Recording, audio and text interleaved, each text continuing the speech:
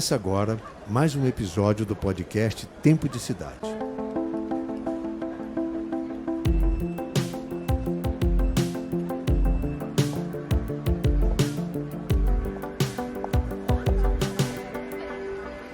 Eu sou Vicente Loureiro, arquiteto e urbanista, e convido você a vir comigo a essa expedição sobre a vida urbana. Hoje com o episódio Morar, verbo transitivo. Assim como viver ou morrer, morar só tem sujeito. Não possui objeto direto ou indireto.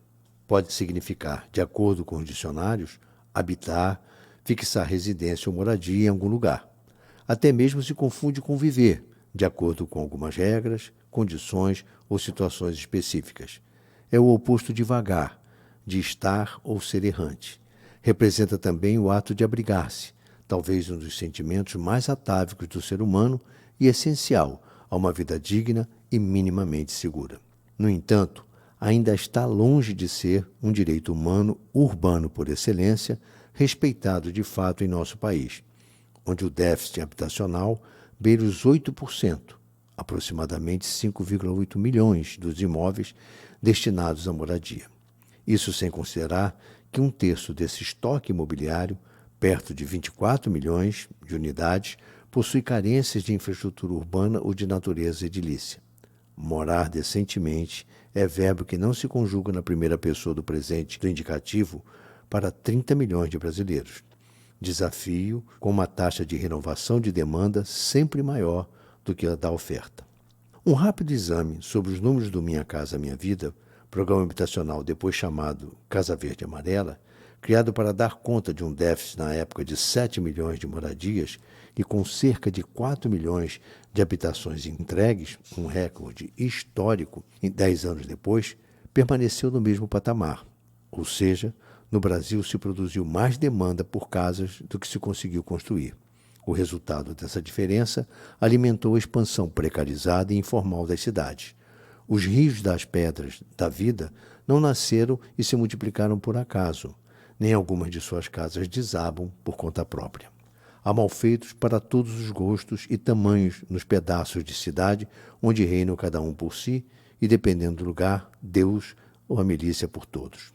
Há casos de produção de moradias realizada por promotores imobiliários associados ao crime organizado e cuja possibilidade de suas obras virarem pó, com vítimas fatais, é diretamente proporcional ao seu modo ilegal e irresponsável de agir. Como há também os malfeitos da autoconstrução, sem a devida assistência técnica de profissional habilitado, fruto do casamento da necessidade por um bem essencial com o voluntarismo inconsequente do faça você mesmo. Ambos produtores da oferta insuficiente de habitação social e da ausência de regulação e controle por parte do poder público. Claro que a chance de dar ruim deixa de ser só jogo do azar. Com um modelo de desenvolvimento que se notabiliza mais por excluir do que por acolher, com política habitacional que muda de rumo tanto quanto de nome, e ainda com governos municipais que gostam mais dos objetos do que dos sujeitos, fica quase impossível levar o morar para todos.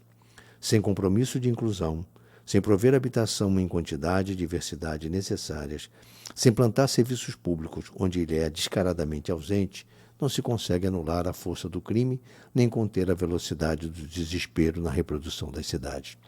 Construções inadequadas, informais e de risco ficam de pé, mas às vezes caem, principalmente onde o Estado, por omissão, prefere não ver e, quando aparece, é para lamentar o mal feito desabado, culpando, é claro, o passado, esquecendo-se que, nesses apartados, o futuro costuma ser cópia ruim e ampliada do que hoje nele se produz e reproduz.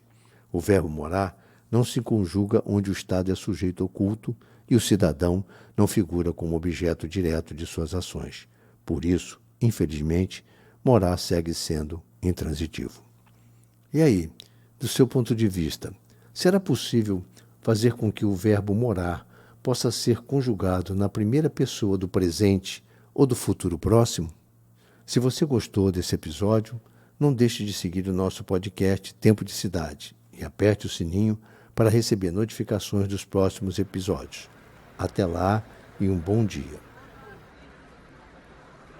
Esse podcast foi gravado nos estúdios da Inconcert Produções. Edição e trilha sonora de Ana Elisa Sucha.